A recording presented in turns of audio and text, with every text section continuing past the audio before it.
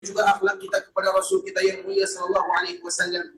Bagaimana kita harus cinta kepada Nabi, bahkan kita harus mengorbankan segala sesuatu yang berharga dalam kehidupan untuk membuktikan kecintaan kita kepada baginda yang mulia.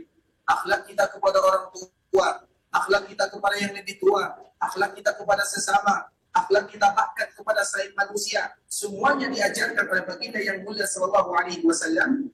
Dan memang salah satu visi dan misi Rasul diutus oleh Allah Subhanahu wa taala adalah untuk menyempurnakan akhlak yang mulia tersebut.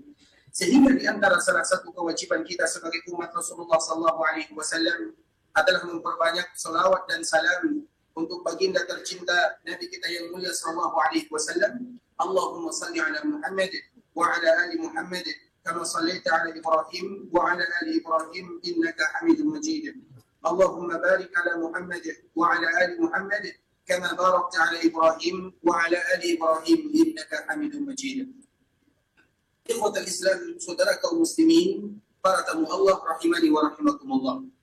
Alhamdulillah, pada kesempatan yang berbahagia ini Allah Subhanahu wa taala kembali memberikan kepada kita kesempatan untuk bersua dan berjumpa dalam rangka mendengarkan ayat-ayat Allah Subhanahu wa taala ataupun hadis-hadis Rasulullah sallallahu alaihi wasallam, ataupun berkaitan tentang keutamaan kota Madinah, kota yang dicintai oleh Rasul kita yang mulia sallallahu alaihi wasallam, salah satu tanah haram yang ini merupakan darul hijrah, tempat hijrahnya Rasulullah sallallahu alaihi wasallam dan juga tempat hijrah sahabatnya Rasulullah sallallahu alaihi wasallam. Bahkan kota Madinah ini, ikhwatal Islam, sebelum Rasulullah sallallahu alaihi wasallam hijrah ke sana, maka sudah tercantum di dalam kitab-kitab sebelumnya. Sehingga kenapa di kota Madinah dahulunya banyak orang-orang Yahudi di sana. Di kota Madinah ada beberapa suku, ada suku Aus, ada suku Khazraj, yang mana mereka semuanya asal usulnya adalah berasal dari bangsa Yahudi.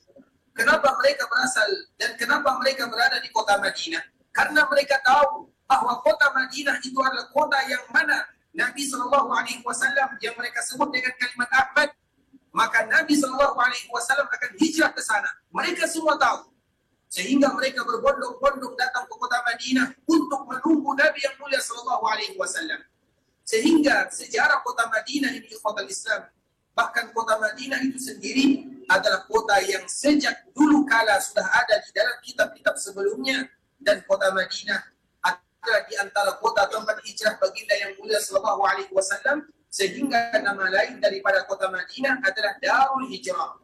Sebagaimana juga Madinah disebut dengan Darul Iman, maka kota Madinah juga disebut dengan Darul Hijrah. Sehingga di antara salah satu nama Imam Malik rahimahullah, seorang imam yang ada di kota Madinah disebut dengan Imam Darul Hijrah, yaitu imam yang ada di kota Madinah karena memang nama lain daripada kota Madinah adalah Darul Hijrah, tempat hijrahnya baginda yang mulia sallallahu alaihi wasallam. Dan dikala Rasulullah sallallahu alaihi wasallam hijrah ke kota Madinah, Madinah adalah sarangnya wabah dan sarangnya penyakit. Dikala Rasul dan para sahabat hijrah ke sana, banyak di antara para sahabat yang tidak taat, terutama orang-orang muhajirin yang mereka tidak terbiasa dengan keadaan yang ada di dalamnya. Dan di saat itulah Rasulullah sallallahu alaihi wasallam berdoa kepada Allah Azza wa Jalla, ya Allah, angkat wabah yang ada di Madinah ini, jaga kami yang ada di sini. Kemudian Nabi menyebutkan, Allahumma habbib ilaina al-Madinah kahubbina Makkah al-Rashad.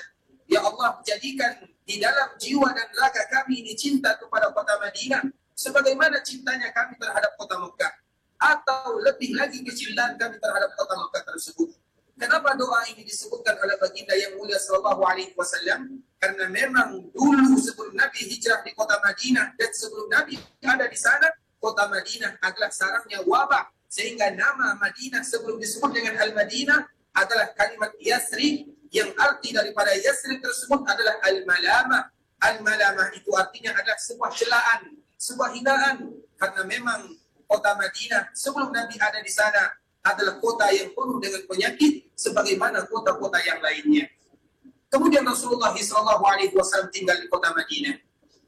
Kemudian dikala Rasulullah SAW berada di sana, maka kota Madinah merupakan kota yang paling dicintai oleh Rasulullah SAW.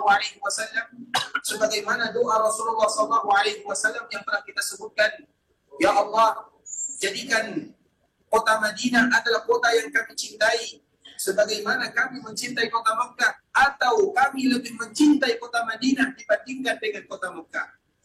Kemudian Rasulullah SAW tinggal di sana. Kemudian di antara bentuk kecintaan Rasulullah SAW, Rasulullah SAW tidak mau berpisah dengan kota Madinah. Sebagaimana hadis yang sering kita sebutkan ikhwatul Islam, Rasulullah SAW apabila pulang dari safar atau pergi meninggalkan kota Madinah, kemudian dikala Nabi SAW sampai ke kota Madinah, maka Nabi SAW akan mempercepat langkahnya. Itu hadis yang diriwayatkan oleh Imam Bukhari dari sahabat Anas bin Malik radhiyallahu taala anhu, anna Nabi sallallahu alaihi wasallam kana idza qadima min safarin fanadhara ila jumuratil madinati aw da'a rahilatahu. Nabi sallallahu alaihi wasallam apabila kembali dan ingin kembali ke kota Madinah dikala Nabi melakukan safar, kemudian apabila Nabi melihat bangunan-bangunan kota Madinah, aw da'a rahilatahu, maka Nabi sallallahu alaihi wasallam akan mempercepat langkahnya. Wa in kana ala dabbatin harrakaha, kalau seandainya Nabi menggunakan kendaraan atau naik ke atas kendaraan, maka Nabi pun akan menggerakkan kendaraan tersebut agar kendaraan yang ditunggangi oleh Nabi mempercepat langkahnya. Kenapa Nabi melakukan yang demikian? Min hubbiha, karena cintanya Nabi SAW kepada kota Madinah. Sehingga kota Madinah adalah kota yang dicintai oleh Nabi SAW, dan kita juga wajib cinta kepada kota Madinah karena Nabi cinta kepada kota Madinah. Dan di antara bentuk kesempurnaan kecintaan kita kepada baginda yang mulia, kita mencintai apa yang Nabi cintai. Jikalau Nabi cinta kepada kota Madinah, wajib hukumnya bagi kita sebagai umat baginda yang mulia untuk cinta kepada kota yang dicintai oleh baginda yang mulia sallallahu alaihi wasallam. Kemudian juga ikhwatul Islam, di antara bentuk kecintaan Rasulullah sallallahu alaihi wasallam kepada kota Madinah, Rasulullah sallallahu alaihi wasallam menghabiskan hari-harinya di kota Madinah. Bahkan Rasulullah SAW juga meninggal di kota Madinah, dan juga Nabi SAW dikuburkan di kota Madinah. Dan inilah yang akan kita bahas di kota Islam, yaitu bagaimana Rasulullah SAW berada di kota Madinah dan bagaimana akhir kehidupan Nabi yang mulia SAW. Sebuah perpisahan yang disebutkan oleh sahabat Anas bin Malik radhiyallahu taala anhu. Tidaklah ada hari yang paling indah kami rasakan kecuali hari di mana Rasulullah SAW datang ke kota Madinah, dan tidak ada hari yang paling gelap kami rasakan kecuali hari di mana Rasulullah SAW dipanggil oleh Allah Subhanahu Wa Taala, dan itu adalah hari kegelapan yang dirasakan oleh penduduk Madinah. Semua sahabat Nabi SAW merasa terguncang dengan kepergian baginda yang mulia SAW. Ikhwatul Islam, saudara kaum muslimin, para tamu Allah rahimani wa rahimakumullah. Sebelumnya kita telah menjelaskan bahwa Rasulullah SAW meninggal pada tanggal 12 Rabiul Awal. Walaupun terjadi sedikit perbedaan di antara para ulama, namun perbedaan tersebut adalah perbedaan yang tipis saja. Ada yang mengatakan tanggal 11, ada yang mengatakan tanggal 12. Karena semuanya tahu dan ini merupakan sejarah yang luar biasa yang tidak mungkin dilupakan oleh manusia. Dan tidak mungkin bagi kita untuk melupakan hari yang gelap tersebut, hari yang gelap dirasakan oleh penduduk Madinah dan juga yang kita rasakan bersama, di mana Rasulullah SAW kembali berjumpa dengan Allah Azza wa Jalla. Ikhwatul Islam, kita mengetahui jika Rasulullah SAW melakukan ibadah haji atau yang kita kenal dengan haji wada'.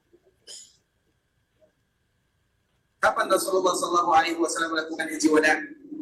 Siapa yang tahu? Tahun 9 atau tahun 8 atau 9? 7. InsyaAllah yang lain. Tahun 9. Masya Allah, semua jawabannya salah ya. Tahun ke-10. Ini yang pertama kali jawab ya. Masya Allah. Tahun ke-10. Ingat baik-baik di hotel Islam. Bisa dapat ke belakang. Masya Allah. Barakallahu fiik, Allah jika khairan. Rasulullah SAW melakukan haji wada', namanya haji wada', haji perpisahan, yaitu pada tahun ke-10 Hijriah. Karena pada tahun ke-11 Hijriah, Rasulullah SAW dipanggil oleh Allah Subhanahu Wa Taala, sehingga disebut dengan haji wada', karena itu adalah haji terakhir Nabi SAW, dan haji wada' tersebut pada tahun atau terjadi pada tahun ke-10 Hijriah. Di Haji Wada ini total Islam, sebagaimana yang sering kita sebutkan, Rasulullah SAW berdoa di sebuah tempat yang bernama Arafah. Rasulullah SAW memanjatkan doa mulai daripada Nabi SAW melakukan zuhur dan asar dengan jamak dan qasar. Kemudian Nabi SAW berpisah dari rombongan, berpisah dari sahabatnya. Maka Nabi SAW menghabiskan waktunya berdoa kepada Allah sampai matahari terbenam. Disitulah Rasulullah SAW berdoa, karena memang Arafah tersebut inti daripada ibadah haji yang dilakukan oleh kaum muslimin di dalam mereka ingin menyempurnakan rukun Islam yang kelima. Bahkan Nabi SAW menyebutkan al-hajju Arafah. Sesungguhnya haji itu adalah Arafah. Sehingga barang siapa yang tidak wukuf di padang Arafah, maka tidak sah hajinya. Dan wajib bagi mereka untuk kembali mengulang ibadah haji pada tahun berikutnya. Kemudian di ikhwatal Islam, Umar bin Khattab radhiyallahu taala pernah menyebutkan, aku mengetahui ada sebuah ayat yang diturunkan oleh Allah Subhanahu wa taala kepada Rasulullah sallallahu alaihi wasallam. Aku tahu kapan ayat tersebut diturunkan. Aku tahu di mana ayat tersebut diturunkan. Aku tahu kepada siapa ayat tersebut diturunkan, dan aku tahu di mana Nabi sallallahu alaihi wasallam ketika ayat tersebut diturunkan. Umar bin Khattab radhiyallahu taala betul-betul tahu tentang ayat tersebut. Ayat yang semua kita hafal. Al-yawma akmaltu lakum dinakum wa atmamtu alaikum ni'mati wa raditu lakum al-islam dina. Allah Subhanahu wa taala memberikan pujian kepada kita sebagai umat baginda yang mulia sallallahu alaihi wasallam. Al-yawma akmaltu lakum dinakum. Hari ini kata Allah kepada Rasulullah dan juga kepada kita bersama sebagai umat baginda yang mulia, bahwa Islam itu sudah sempurna dan disempurnakan oleh Allah Azza wa Jalla. Maknanya apa? Semua risalah sudah sampai, semua amanah sudah disampaikan oleh baginda yang mulia sallallahu alaihi wasallam. Semua nasihat sudah disampaikan oleh Nabi kepada kita sebagai ummatun Muhammadiyah. Al-yawma akmaltu lakum dinakum wa atmamtu alaikum ni'mati, dan aku juga telah menyempurnakan nikmatku kepadamu. Wa raditu lakumul Islam madina, dan aku ridha menjadikan Islam sebagai agama kalian atau sebagai agamamu wahai Muhammad, dan juga sebagai agama kita sebagai umat Nabi Muhammad sallallahu alaihi wasallam. Ayat ini merupakan ayat yang luar biasa, sehingga orang Yahudi menyebutkan kalau ayat ini diturunkan kepada kami bangsa Yahudi, maka akan kami jadikan hari turunnya ayat ini sebagai hari raya kami bangsa Yahudi. Karena mereka tahu bagaimana keagungan ayat ini. Sebuah ayat yang tidak pernah Allah turunkan kepada kaum yang lainnya, di mana Allah sendiri yang memberikan jaminan kesempurnaan Islam, dan Allah sendiri yang memberikan jaminan bahwa Allah pasti akan menjaga Islam, sedangkan agama-agama yang lainnya Allah Subhanahu wa taala tidak pernah memberikan jaminan kepada mereka, namun yang menjaga agama tersebut diberikan kepada ulama-ulama mereka, sehingga dikala ulama mereka meninggal, maka hilang pula agama mereka atau dirubah-rubah agama tersebut, sebagaimana yang Allah ceritakan juga di dalam surat Al-Maidah, surat di mana Allah menurunkan pujian tentang Nabi dan juga tentang kesempurnaan agama Islam. Hanya saja ikhwatal Islam, ayat ini merupakan ayat yang luar biasa, pujian dari Allah kepada kita bersama. Namun di samping itu juga ayat ini merupakan kabar duka bagi kita, terutama bagi sahabat-sahabat yang mendengarkan ayat tersebut. Kenapa kita sebutkan dengan kabar duka ikhwatal Islam? Karena Allah menyebutkan al-yawma akmaltu lakum dinakum. Hari ini aku sudah sempurnakan nikmatku, atau sudah aku sempurnakan agamaku kepadamu.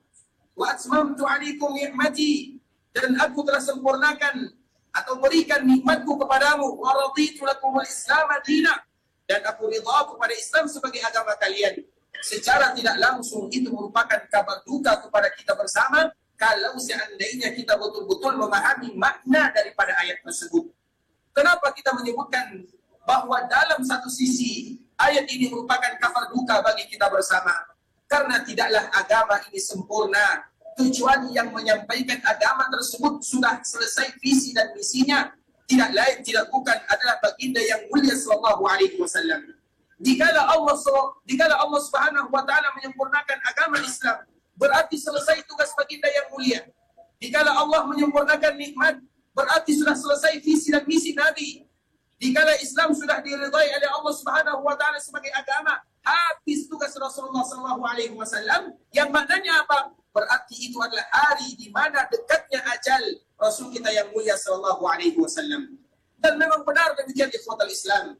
Sehingga haji yang dilakukan Nabi, karena Nabi hanya melakukan haji satu kali saja, disebut dengan haji wada, karena itu adalah haji pertama dan haji terakhir baginda yang mulia sallallahu alaihi wasallam. Dan Allah menurunkan ayat yang baru kita bacakan, yang mana dalam satu sisi merupakan kabar duka bagi kita bersama, yang menunjukkan kepada kita bahwa itu adalah detik-detik terakhir Rasulullah SAW berada dalam kehidupan dunia. Dan benar adanya ikhwatul Islam, jika Rasulullah SAW selesai melaksanakan ibadah haji, maka Nabi SAW pulang ke kota Madinah, kota yang sangat dicintai oleh baginda yang mulia sallallahu alaihi wasallam. Sampailah Nabi di akhir bulan Dzulhijjah. Kemudian setelah bulan Dzulhijjah, datanglah bulan Al-Muharram tahun berikutnya, yaitu pada tahun ke-11 Hijriah. Kemudian selesai pula bulan Al-Muharram, masuklah bulan Safar. Dikala masuk bulan Safar dan akhir-akhir bulan Safar, disitulah Rasulullah SAW mulai sakit-sakitan, dan disitulah awal perjuangan baginda yang mulia SAW, yang akan kita lihat banyak sekali wasiat dan nasihat baginda yang mulia SAW, karena Nabi tahu bahwa itu adalah detik-detik terakhir Nabi SAW berada dalam kehidupan dunia, yang mana Nabi akan berjumpa dengan Allah Azza wa Jalla. Kemudian ikhwatal Islam, di kala bulan Safar atau di akhir bulan Safar, maka Rasulullah SAW merasakan pusing yang sangat sakit sekali. Rasulullah SAW pusing, sudah. Rasulullah SAW tidak tahan, karena tidak biasa Nabi SAW merasakan yang demikian. Kemudian ikhwatal Islam, Rasulullah SAW menyebutkan kenapa Nabi SAW pusing. Dan kenapa Rasulullah SAW mulai sakit? Padahal kita tahu tidak ada sejarahnya Nabi SAW sakit. Rasulullah SAW adalah manusia yang paling kuat. Makanya Anas bin Malik, yang mana dia paling tahu tentang Nabi SAW, yang dia adalah pembantu Nabi SAW, bahkan Anas bin Malik menyebutkan, khadamtu Nabiya SAW 9 atau 10 sinin. Aku menjadi pembantu Nabi SAW 9 atau 10 tahun. Karena memang ibunya Anas bin Malik datang kepada Rasulullah SAW mengatakan, ya Rasulullah, aku tidak memiliki apa-apa yang bisa aku jadikan untuk membantu dirimu, kecuali anakku Anas bin Malik. Ini anakku yang Rasulullah, jadikan dia sebagai pembantumu. Sehingga Anas bin Malik radhiyallahu ta'ala anhu banyak mengetahui tentang Nabi SAW. Dia tahu luar dalam Nabi SAW. Dan di antara salah satu yang diketahui oleh Anas bin Malik, bahwa Rasulullah SAW adalah manusia yang kuat. Bahkan kekuatan Nabi, kalau dibandingkan dengan kita manusia biasa, 30 atau 40 kali lipat dibandingkan dengan kekuatan manusia biasa. Nabi itu orangnya kuat, namun Nabi tidak pernah memamerkan kekuatannya. Karena memang Nabi diutus rahmatan lil alamin. Namun kita harus tahu bahwa Rasulullah SAW memiliki kekhususan, sehingga Nabi SAW jarang sakitnya. Bahkan sepanjang sejarah Nabi SAW berdakwah, kapan Nabi SAW sakit? Pernahkah kita membaca sejarah Nabi SAW? Nabi SAW sakit? Jarang sekali ikhwatul Islam. Bahkan bisa kita mengatakan tidak pernah. Namun berbeda di akhir kehidupan Nabi SAW. Sehingga Rasulullah SAW memberitahukan kepada keluarganya, kenapa dia sakit, kenapa dia pusing, kenapa dia mendapatkan sesuatu yang berat dia rasakan. Maka Nabi SAW menyebutkan, penyakit yang aku rasakan, rasa pusing yang aku rasakan ini adalah karena dulu dikala terjadi perang Khaybar, ada orang yang ingin meracun Nabi SAW. Ketika Nabi SAW ingin diracuni dikala terjadi perang Khaybar, maka Nabi SAW memakan sedikit daripada makanan tersebut. Asar itulah atau dampak daripada makanan tersebutlah yang dirasakan Nabi SAW di akhir kehidupannya, yaitu karena racun yang pernah diminum atau dimakan oleh Nabi dikala terjadi perang Khaybar. Sehingga kita ingin mengetahui kenapa Nabi SAW diracun. Kita tahu ikhwatal Islam, perang Khaybar, sebuah peperangan yang luar biasa. Peperangan yang juga banyak pelajaran yang bisa kita ambil di sana. Namun sebelum kita menyebutkan tentang perang Khaybar tersebut, karena ada kisah yang sangat indah, bagaimana Nabi SAW diracun oleh mereka-mereka yang sudah kalah. Siapa yang tahu kapan terjadi perang Khaybar? Tahun kelima, keempat, keenam. Ada yang tahu? Siapa yang tahu perang Khaybar kapan terjadinya? Perang Khaybar tahun keempat, kelima, keenam. Ada yang tahu? Atau tidak ada yang tahu? 8, Masya Allah. Silakan Pak, Masya Allah. Insya Allah, silakan Pak. Silakan. Insya Allah, tahun ke-8 Hijriah. Jawabannya salah ya. Tahun ke-7 Hijriah. Nanti jangan salah lagi ya. Perang Khaybar terjadi pada tahun ke-7 Hijriah. Perang Khaybar terjadi pada tahun ke-7 Hijriah. Sehingga nanti bisa kita hafal sedikit demi sedikit kepada Islam. Dan itulah gunanya kenapa kita harus mempelajari sejarah Nabi, agar kita tahu apa yang terjadi kepada Rasul kita yang mulia sallallahu alaihi wasallam. Karena selalu kita sebutkan sejarah yang paling indah adalah sejarah baginda yang mulia, yang wajib kita menghabiskan waktu di sana untuk mempelajarinya, mengetahuinya, agar nanti kita semakin cinta kepada Rasulullah sallallahu alaihi wasallam, dan agar kita pun dikumpulkan oleh Allah bersama Rasulullah di dalam surga, dan semoga kita diberikan kemudahan untuk masuk dalam surga tersebut. Ikhwatul Islam, saudara kaum muslimin, para tamu Allah rahimani wa rahimakumullah. Jika terjadi perang Khaybar, Khaybar itu adalah bentengnya orang-orang Yahudi. Allah Subhanahu wa taala juga menyebutkan di dalam Al-Qur'an. Bahkan Allah Subhanahu wa taala menyebutkan di dalam atau di awal surat Al-Hasyr. Sebagian para ulama menyebutkan yang demikian. Kemudian, jika orang-orang Yahudi ini kalah, maka ada sebahagian di antara mereka yang tidak rela dengan kekalahan tersebut. Kita tahu bagaimana bangsa Yahudi. Kemudian ada seorang wanita yang dia bertanya kepada sahabat Nabi yang mulia sallallahu alaihi wasallam, karena dia ingin memberikan hadiah kepada Nabi sallallahu alaihi wasallam. Kita tahu hukum bagi kaum muslimin memakan makanan ahlul kitab itu dibolehkan. Kita kaum muslimin apabila diberikan hadiah oleh ahlul kitab itu siapa? Itu orang Yahudi dan orang Nasara. Kalau ada di antara mereka yang memberikan makanan kepada kita, maka boleh bagi kita untuk memakannya, terutama hewan yang disembelih. Jadi wanita ini bertanya kepada sahabat Nabi, apa makanan yang paling disukai oleh Rasulullah SAW? Dan kita tahu Nabi paling suka kepada kambing dan paha kambing. Kalau kita makan kambing, apa yang terjadi biasanya? Kolesterol ya. Sebenarnya bukan kambingnya yang salah, yang salahnya bumbunya. Sehingga Nabi SAW paling suka makan kambing, suka Nabi SAW, dan yang paling Nabi sukai adalah bagian pahanya. Kemudian jika wanita ini tahu apa kesukaan baginda yang mulia SAW, maka dia pun memasak kambing. Kemudian dikasihlah racun di sana, dan paling banyak racun itu dibuatkan di bagian pahanya, karena dia tahu Nabi suka kepada paha kambing, maka wanita ini meracun semua kambingnya, dan racun itu paling banyak dibuat di bagian pahanya. Kemudian ikhwatal Islam, saudara kaum muslimin, para tamu Allah rahimani wa rahimakumullah. Selesailah makanan tersebut, kemudian diberikan kepada Nabi yang mulia sallallahu alaihi wasallam. Nabi tidak tahu, karena memang Nabi sallallahu alaihi wasallam tidak tahu perkara yang gaib, kecuali yang diberitahukan oleh Allah Subhanahu wa taala.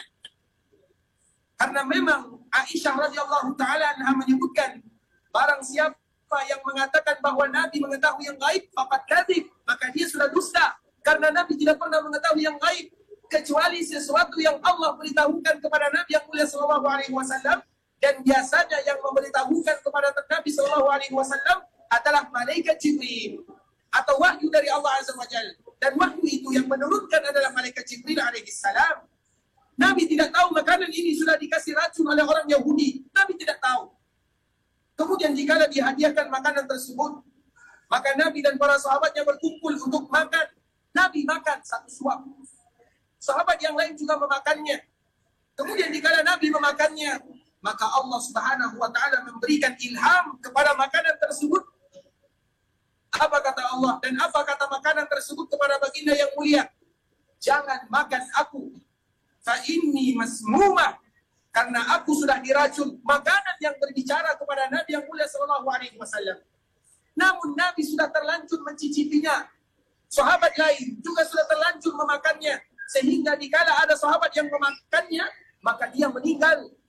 Dan Nabi sallallahu alaihi wasallam dijaga oleh Allah azza wa jalla, karena Nabi adalah seorang yang maksum, betul-betul dijaga oleh Allah Subhanahu wa taala. Namun ikhwatul Islam, asar atau dampak daripada makanan tersebut yang dicicipi oleh Rasulullah dikala terjadi perang Khaybar, pada perang Khaybar tahun ke-7 Hijriah, baru dirasakan oleh baginda yang mulia sallallahu alaihi wasallam di akhir kehidupan Nabi pada tahun atau awal tahun 11 Hijriah. 4 tahun lamanya baru Nabi sallallahu alaihi wasallam merasakan asarnya. Itulah yang disebutkan oleh baginda yang mulia sallallahu alaihi wasallam kepada keluarganya. Sesungguhnya rasa sakit yang aku rasakan adalah karena dampak dulu makanan yang pernah aku cicipi ketika terjadi perang Khaybar, makanan yang diberikan oleh wanita Yahudiyah yang dia meracun makanan tersebut sehingga Nabi sallallahu alaihi wasallam memakannya, dan akhirnya Nabi sallallahu alaihi wasallam merasakan asar daripada racun tersebut dikala terjadi pada tahun 11 Hijriah, akhir-akhir kehidupan Rasulullah sallallahu alaihi wasallam. Kemudian di ikhwatul Islam, saudara kaum muslimin, para tamu Allah rahimani wa rahimakumullah.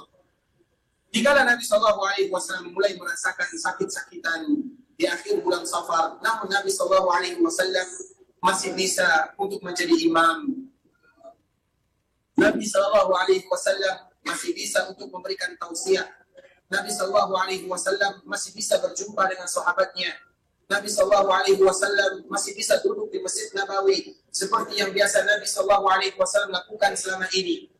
Namun dikala terjadi atau dikala masuk bulan Rabiul Awal, di awal-awal bulan Rabiul Awal, maka disitulah Rasulullah sallallahu alaihi wasallam merasakan rasa sakit yang tidak biasa dirasakan oleh baginda yang mulia sallallahu alaihi wasallam. Dan kita tahu ikhwatul Islam, Rasulullah sallallahu alaihi wasallam adalah manusia yang paling dicintai oleh Allah Subhanahu wa taala. Tidak akan ada di antara kita yang bisa memungkirinya. Rasulullah sallallahu alaihi wasallam adalah manusia yang paling Allah cinta kepadanya. Allah yang memilihnya, Allah yang menjadikan dia adalah Rasul yang terakhir. Allah Subhanahu wa taala yang mengangkat nama Nabi sallallahu alaihi wasallam dengan menyebutkan wa rafa'na laka dzikrak. Kami angkat namamu wahai Muhammad. Allah Subhanahu wa taala yang berselawat kepada Rasulullah sallallahu alaihi wasallam. Allah Subhanahu wa taala yang tidak mengizinkan untuk pintu surga dibuka kecuali kepada seorang hamba yang bernama Muhammad bin Abdullah sallallahu alaihi wasallam. Begitu kecintaan Allah kepada baginda yang mulia sallallahu alaihi wasallam. Namun harus kita ingat ikhwan Islam, jika Allah Subhanahu wa taala cinta kepada hambanya, maka cinta tersebut tentunya ada buktinya. Dan di antara bukti cinta Allah Subhanahu wa taala kepada hambanya, maka Allah Subhanahu wa taala akan memberikan ujian kepada mereka. Sehingga Rasulullah sallallahu alaihi wasallam menyebutkan, Inna Allah idza ahabba qauman ibtalahu. Sesungguhnya Allah apabila sayang kepada suatu kaum, maka Allah akan berikan kepada mereka ujian. Dikala ada di antara kita yang diuji oleh Allah, diuji dalam keluarga, diuji dalam kesehatan, diuji dalam keturunan, diuji di dalam masalah-masalah yang lainnya, ketahuilah itu adalah bentuk cintanya Allah Subhanahu wa taala kepada kita sebagai hambanya. Dan manusia yang paling kuat ujiannya adalah baginda yang mulia sallallahu alaihi wasallam, padahal Rasulullah adalah manusia yang paling dicintai oleh Allah Subhanahu wa taala. Sehingga kita jangan pernah berburuk sangka kepada Allah Azza wa Jalla. Ya Allah, kenapa ujian ini selalu melanda diriku? Apa dosaku? Apa salahku? Jangan pernah kita mengatakan yang demikian. Karena ketahuilah ikhwatul Islam, dikala Allah Subhanahu wa taala memberikan ujian kepada seorang hamba, diberikan musibah kepada mereka, Allah sayang kepada kita. Allah ingin mendengar intihan kita. Allah ingin agar kita mengangkat kedua tangan kita memohon kepada Allah sambil menyebutkan ya Allah. Itu yang Allah inginkan kepada kita. Sehingga tidak boleh bagi kita mengatakan kalau ada di antara saudara kita yang kena musibah, yang mendapatkan ujian, Allah tidak sayang kepada kita. Salah. Karena di antara bentuk kasih sayang Allah kepada hamba, Allah uji hamba tersebut. Dan manusia yang paling berat ujiannya adalah baginda kita yang mulia sallallahu alaihi wasallam. Sehingga dikala kita mendapatkan ujian, dikala kita mendapatkan musibah, dikala kita mendapatkan cobaan, kita berkaca kepada baginda yang mulia. Kita lihat sejarah Nabi Shallallahu Alaihi Wasallam. Nabi lahir dalam keadaan yatim, tidak pernah melihat mana ayahnya. Di umur 6 tahun meninggal ibunya, di umur 8 tahun meninggal kakeknya. Kemudian dijaga oleh pamannya yang fakir dan miskin yang bernama Abu Thalib. Kemudian dia berdagang, dia berusaha bagaimana perjuangan Nabi yang mulia. Kemudian Nabi SAW menikah pada tahun 25 atau pada umur Nabi 25 tahun. Kemudian dikala Nabi menikah, diberikan keturunan oleh Allah Azza wa Jalla. Namun ketahuilah, anak Nabi SAW ada 7. 3 laki-laki, 4 perempuan. Yang laki-laki Qasim, sehingga Nabi disebut dengan Abul Qasim. Kemudian Abdullah. Kemudian yang terakhir Ibrahim. Qasim meninggal dikala dia kecil. Lahir lagi Abdullah, meninggal lagi di waktu kecil. Lahir Ibrahim, meninggal dikala umurnya sekitar 7 tahun dan dia dikuburkan di Baqi' sini. Begitu juga dengan putri-putri Nabi yang mulia sallallahu alaihi wasallam. Yang pertama putri Nabi Zainab, kapan dia meninggal? Dikala dia masih muda dan Nabi menyaksikan bagaimana putrinya meninggal karena perjuangan dia di jalan Allah Subhanahu wa taala, karena gangguan daripada orang-orang musyrikin kepada putri Nabi sallallahu alaihi wasallam. Sehingga dikala mereka mengganggu putri Nabi, karena itulah alasan kenapa putri Nabi SAW meninggal. Berjuang bersama ayahnya. Kemudian putri Nabi yang kedua bersama Ruqayyah, meninggal juga dikala dia masih muda. Kemudian Ummu Kulsum juga meninggal dikala dia masih muda. Yang tersisa siapa? Fatimah radhiyallahu ta'ala anha. Belum lagi perjuangan Nabi SAW. Belum lagi masalah harta Nabi SAW. Belum lagi keluarga Nabi SAW. Banyak ujian Rasulullah SAW, dan di antara salah satu ujian yang paling berat dirasakan oleh Nabi adalah rasa sakit, yang mana sakit inilah yang akan atau penyebab yang menyebabkan Rasulullah SAW dipanggil oleh Allah Subhanahu wa taala. Sehingga Rasulullah SAW pernah menyebutkan dari hadis Abdullah bin Mas'ud radhiyallahu taala agar kita tahu kepada Islam, jika Allah berikan ujian kepada seorang hamba, itu bukti Allah cinta kepada kita. Allah ingin kita berdoa kepada Allah. Allah ingin kita kembali kepadanya. Allah ingin kita meneteskan air mata, bermohon, meminta, bermunajat kepada Allah Azza wa Jalla. Abdullah bin Mas'ud menyebutkan hadis Nabi yang mulia. Sesungguhnya aku, kata Nabi SAW, diberikan rasa sakit 2 kali lipat dibandingkan rasa sakit yang kalian rasakan. Sakit yang dirasakan oleh Nabi tidak sama sakit dengan yang kita rasakan. Sehingga Nabi SAW menyebutkan bahwa rasa sakit yang aku rasakan 2 kali lipat dibandingkan rasa sakit yang kalian rasakan. Makanya Nabi SAW dikala awal-awal bulan Muharram, betul-betul sakit Nabi SAW, sakit yang betul-betul parah. Sehingga dengan sakitnya Rasulullah SAW, kadang Nabi pingsan, kadang Nabi bangun, kadang Nabi pingsan, kemudian bangun lagi. Kemudian sakit yang paling berat itu di kota Islam 5 hari sebelum Rasulullah SAW dipanggil oleh Allah Subhanahu wa taala. Rasulullah SAW dipanggil oleh Allah Subhanahu wa taala sebagaimana kesepakatan para ulama, yaitu pada hari Senin tanggal 12 Rabiul Awal di waktu duha. Itu adalah hari yang gelap dirasakan oleh orang-orang yang ada di Madinah, karena itu adalah hari perpisahan mereka dengan baginda yang mulia sallallahu alaihi wasallam. 5 hari sebelumnya, berarti hari Kamis, itu adalah hari terakhir Rasulullah sallallahu alaihi wasallam menjadi imam untuk sahabat-sahabat yang ada di kota Madinah. Setelah itu mereka tidak lagi mendengar Nabi sallallahu alaihi wasallam melantunkan ayat-ayat Al-Qur'an. Mereka tidak lagi mendengarkan wejangan, nasihat, tausiah, ceramah Nabi sallallahu alaihi wasallam. Sehingga pada hari Kamis ini atau malam Jumat di kota Islam di waktu salat Isya, para sahabat seperti biasa, mereka menunggu baginda yang mulia sallallahu alaihi wasallam. Kemudian Nabi sallallahu alaihi wasallam betul-betul merasakan sakit yang luar biasa pada malam Jumat ini. Nabi sallallahu alaihi wasallam pingsan. Kemudian dikala Nabi terbangun, maka apa ucapan Nabi sallallahu alaihi wasallam? Asallan nas, apakah manusia sudah salat? Maka keluarga Nabi sallallahu alaihi wasallam yang ada di sana, yang di sana ada Ali bin Abi Thalib, di sana juga ada Al-Abbas radhiyallahu taala anhuma, di sana juga ada Fadl, di sana juga ada sahabat-sahabat dekat Nabi dan keluarga Nabi sallallahu alaihi wasallam. Dikala Nabi terbangun dan siuman dari pingsannya sadar, maka Nabi bertanya, "Asallan nas, apakah manusia sudah salat?" Mereka menjawab, "Belum ya Rasulullah, mereka menunggumu." Kemudian Nabi setelah bertanya demikian, mendengarkan jawaban, pingsan lagi. Kemudian dikala Nabi sadar, bertanya lagi dengan pertanyaan yang sama, dan juga dijawab dengan jawaban yang sama. Begitu seterusnya, bahkan sampai 5 atau 6 kali. Nabi pingsan, kemudian sadar, kemudian bertanya apakah manusia sudah salat. Dan sahabat Nabi atau keluarga Nabi selalu mengatakan, belum ya Rasulullah, mereka sedang menunggumu. Kemudian dikala Rasulullah SAW sadar tidak mungkin lagi menjadi imam, maka Nabi SAW memerintahkan, mur Abu Bakr falyusalli bin nas. Perintahkan Abu Bakar, suruh dia yang menjadi imam, agar manusia atau sahabat-sahabatku mereka salat dan melakukan salat isya berjamaah. Maka dicarilah Abu Bakar oleh ibunda kita Aisyah radhiyallahu taala anha. Kemudian Aisyah mengatakan bahwa Rasulullah memerintahkan dirimu untuk menjadi imam. Apa kata Abu Bakar? Aku tidak bisa. Karena memang Abu Bakar adalah orang yang paling lembut hatinya. Dikala dia mengucapkan Allahu Akbar, bukankan ayat-ayat yang akan terdengarkan oleh sahabat-sahabat yang ada di belakangnya, namun tangisan dia yang terdengarkan. Tidak mungkin, tidak tega rasanya dia berdiri di tempat Nabi SAW berdiri. Sehingga Abu Bakar ini memiliki hati yang lembut. Maka Abu Bakar mengatakan, beritakan Umar, silakan Umar yang menjadi imam.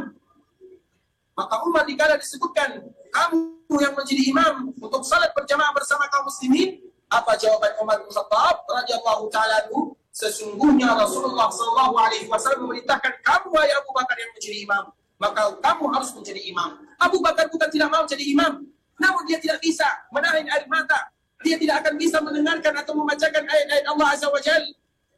Dia ingat kepada Nabi yang mulia. Dia ingat Nabi SAW yang menjadi imam bersama kaum muslimin yang lainnya. Sehingga pada akhirnya ikhwatul Islam, Abu Bakar terpaksa atau Abu Bakar menjadi imam pada waktu Isya tersebut yang mana benar adanya. Dikala dia mengucapkan Allahu Akbar, kemudian dikala dia membaca doa iftitah, kemudian dia ingin membaca Al-Fatihah, maka tangisanlah yang terdengar dari Abu Bakar As-Siddiq radhiyallahu taala anhu, dan sahabat-sahabat yang ada di belakangnya juga menangis dengan menangisnya Abu Bakar As-Siddiq, karena ini merupakan kali pertamanya mereka tidak diimami oleh baginda yang mulia sallallahu alaihi wasallam pada hari Kamis malam Jumat salat Isya, dan itu adalah hari terakhir Rasulullah sallallahu alaihi wasallam menjadi imam atau melihat para sahabatnya untuk melaksanakan salat berjamaah. Kemudian ikhwatul Islam, pada kejadian-kejadian yang indah, kejadian terutama kejadian yang kita bisa mengambil pelajaran di sana, bagaimana wafatnya Rasul kita yang mulia sallallahu alaihi wasallam. Dikala Rasulullah sallallahu alaihi wasallam dalam keadaan demikian, maka datanglah putri tercintanya Fatimah radhiyallahu taala anha. Rasulullah sallallahu alaihi wasallam sangat sayang kepada Fatimah.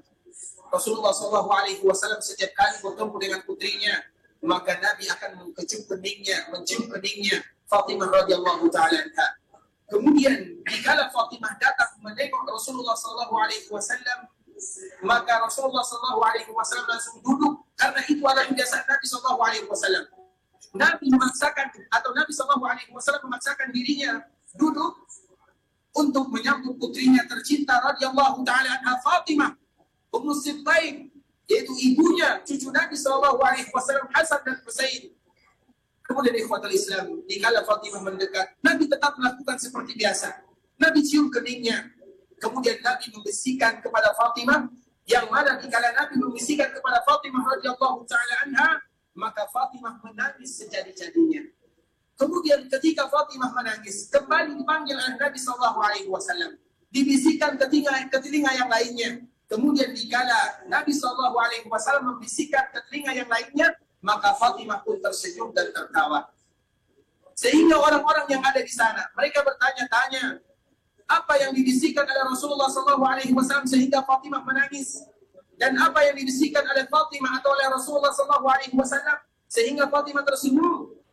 Maka Fatimah menjawab, dan tentunya jawaban ini setelah Rasulullah sallallahu alaihi wasallam meninggal. Apa kata Fatimah radhiyallahu taala anha? Rasulullah sallallahu alaihi wasallam membisikkan kepadaku bahwa aku atau ayahmu ini wahai Fatimah akan berjumpa dengan Allah Subhanahu wa taala. Sehingga Fatimah menangis, dia tahu bahwa Nabi sallallahu alaihi wasallam tidaklah mengucapkan kata-kata kecuali benar adanya. Dan betul itu adalah hari perpisahan Nabi dengan keluarganya. Sehingga Fatimah menangis, Fatimah sedih karena ayahnya mengatakan, ini adalah hari perpisahanmu dengan ayahmu, wahai putriku Fatimah radhiyallahu taala anha. Kemudian bisikan yang kedua yang membuat Fatimah tersenyum, Nabi SAW mengatakan, wahai Fatimah, tidakkah engkau suka dikala engkau menjadi pemimpinnya wanita yang ada di surga? Dan memang betul adanya ikhwatul Islam, Sayyidatun Nisa'i Ahlul Jannah. Fatimah radhiyallahu taala anha merupakan pemimpin yang ada di dalam surga. Sebagaimana kemuliaan ibunya Khadijah, begitu juga dengan kemuliaan putrinya Fatimah radhiyallahu taala anha.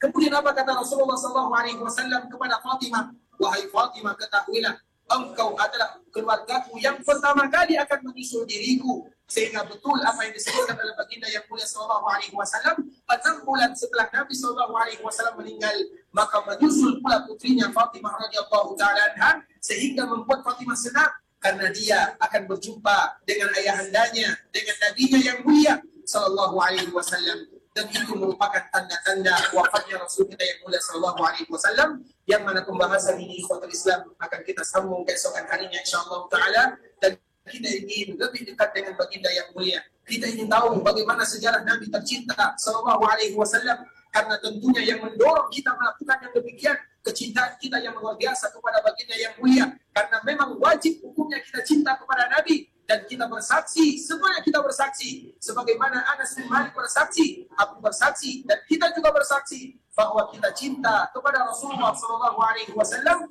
karena Rasul menyebutkan sallallahu alaihi wasallam, al-mar'u ma'a man ahab, bahwa sesungguhnya seseorang akan dikumpulkan oleh Allah Subhanahu wa taala bersama orang-orang yang dia cintai, dan kita mencintai Rasulullah sallallahu alaihi wasallam, dan semoga Allah kumpulkan kita bersama Rasulullah sallallahu alaihi wasallam.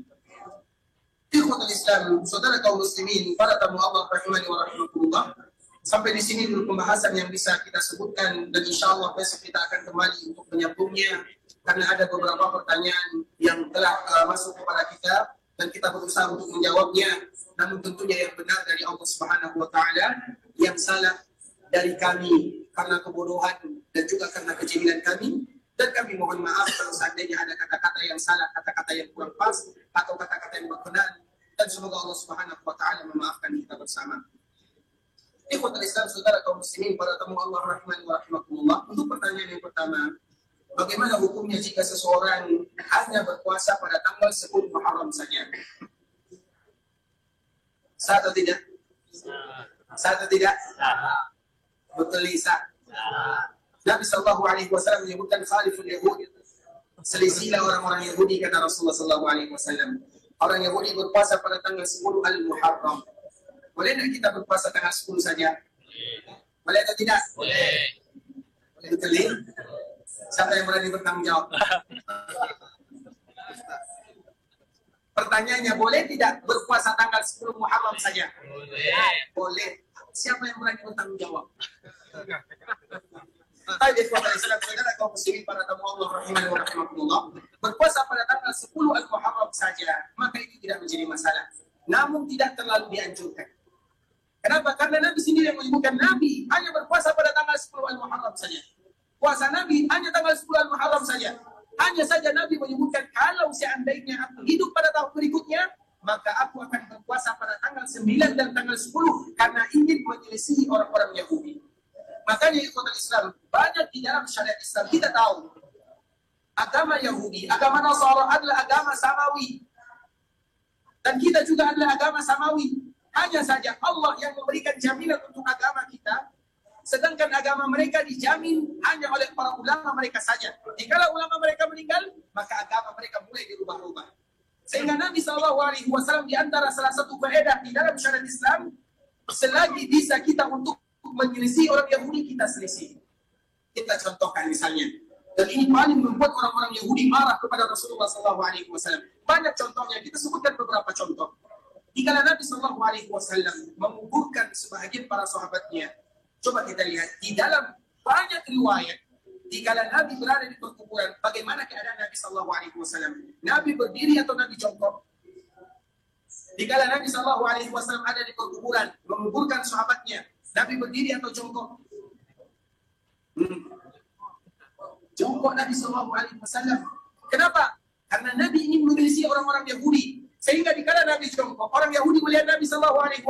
Wahai Muhammad, kenapa kamu selalu menyelisih kami? Walaupun dikala kita berdiri, juga tidak menjadi masalah. Tapi Nabi SAW selalu jongkok ingin menyelisih orang-orang Yahudi. Begitu juga dengan kita, dan ini juga membuat orang Yahudi marah. Dikala Nabi datang ke kota Madinah, awal-awal Nabi datang ke kota Madinah, kiblat masih menuju Baitul Maqdis. Orang Yahudi bangga dan bahagia. Ternyata kiblat Nabi sama dengan kiblat kita, tidak ada perbedaannya. Apa yang membedakan? Kiblat kita sama. Kata orang Yahudi kepada kaum muslimin dan juga kepada baginda yang mulia sallallahu alaihi wasallam. Sehingga Allah menyebutkan bagaimana kisah Nabi yang mulia sallallahu alaihi wasallam tersebut. Qad nara taqalluba wajhika fis sama'.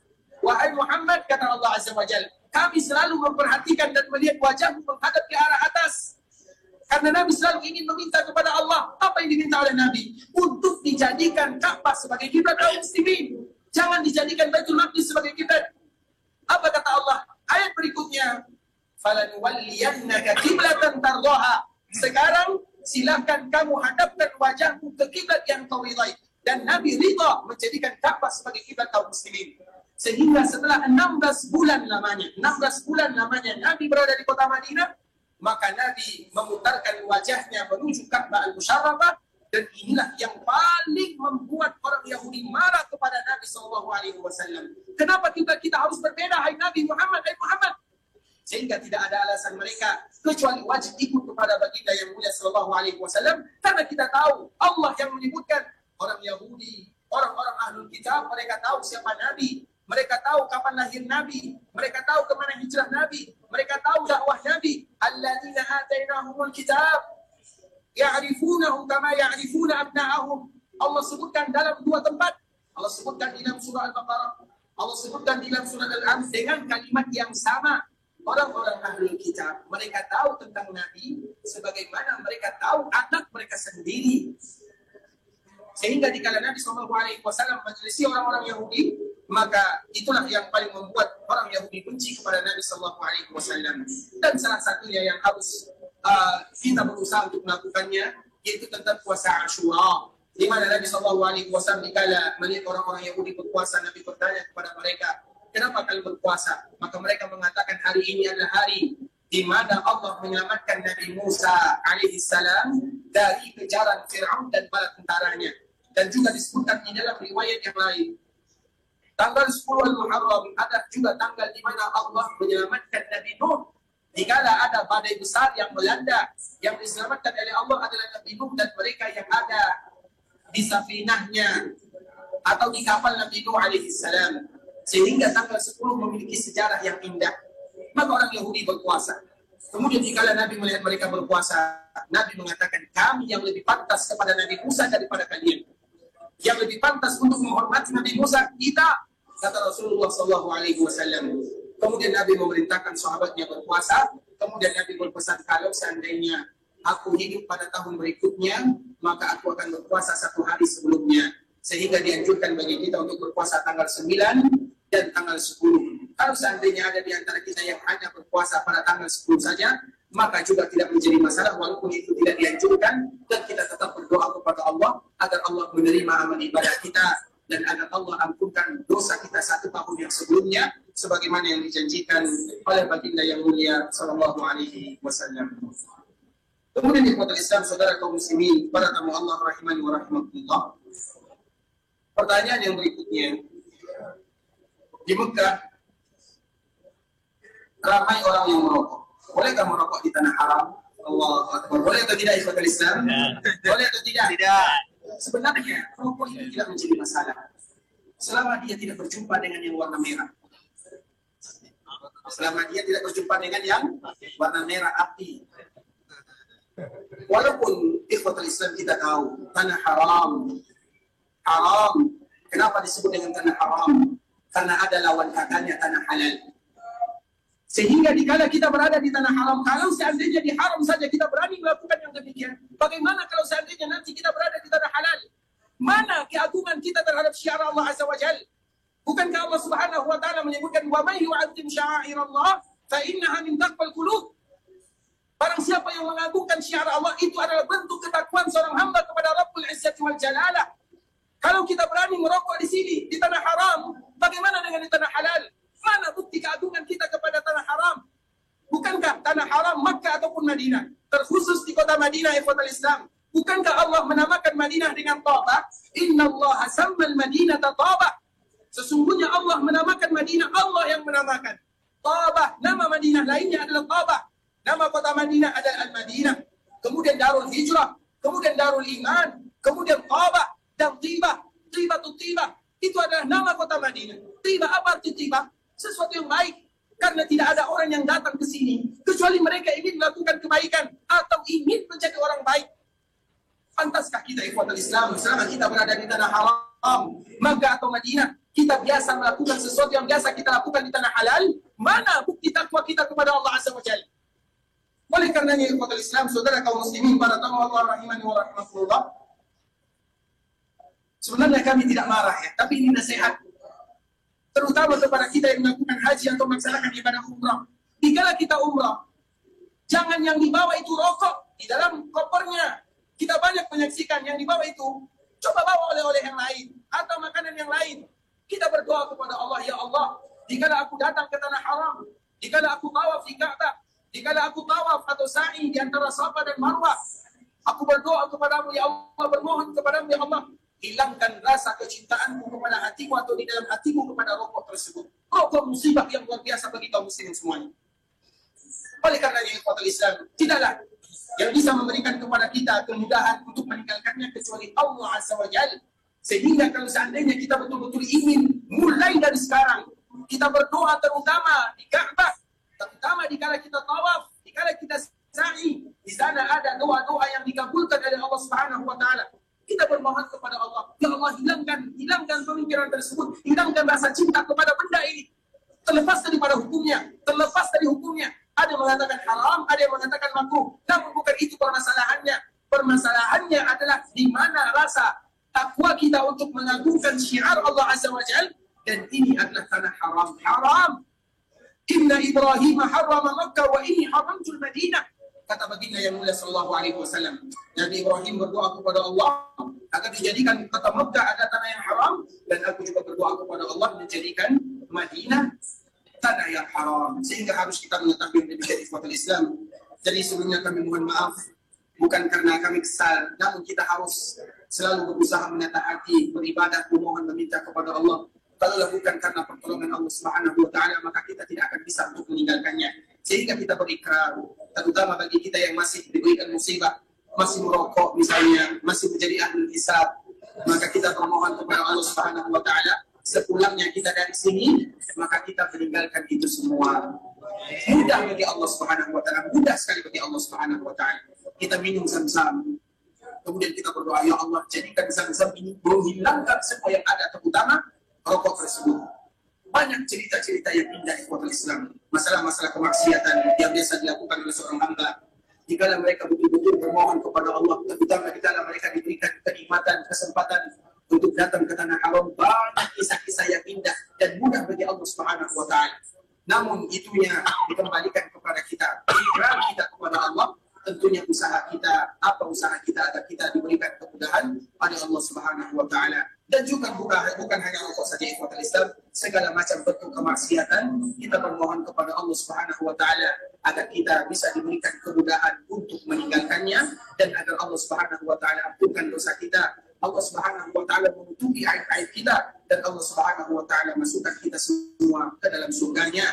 Amin amin ya rabbal alamin. Ikhwatul Islam, saudara kaum muslimin, para tamu Allah rahimani wa rahimakumullah, sampai di sini dulu perjumpaan kita, dan insyaallah pembahasan yang berikutnya akan kita bahas keesokan harinya insyaallah taala. Dan semoga Allah senantiasa memberikan kesehatan kepada kita, kesempatan kepada kita untuk selalu beribadah kepada Allah. Dan di antara salah satu ibadah yang paling mulia adalah belajar agama di Masjid Nabi sallallahu alaihi wasallam, dan itu disebut dengan jihad di jalan Allah Azza wa Jalla.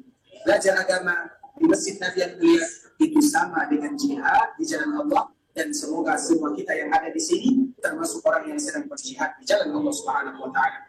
Allahumma inna nas'aluka bi asma'ika al-husna wa sifatika al-ula, ya hayyu ya qayyum bi rahmatika nastaghits, aslih lana sha'nana kullahu wa la takilna ila anfusina tarfata 'ain.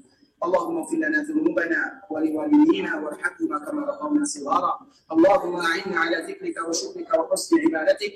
اللهم إنا نسألك الجنة وما قرب إليها من قول وعمل، ونعوذ بك من النار وما قرب إليها من قول وعمل.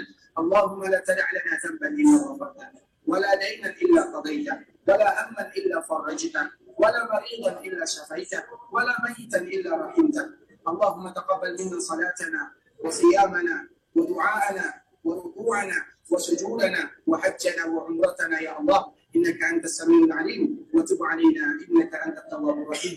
اللهم استر عوراتنا، اللهم استرنا فوق الأرض، واسترنا تحت الأرض، واسترنا يوم الأرض. ربنا ظلمنا أنفسنا وإن لم تغفر لنا وترحمنا لنكونن من الخاسرين. ربنا آتنا في الدنيا حسنة وفي الآخرة حسنة وقنا عذاب النار.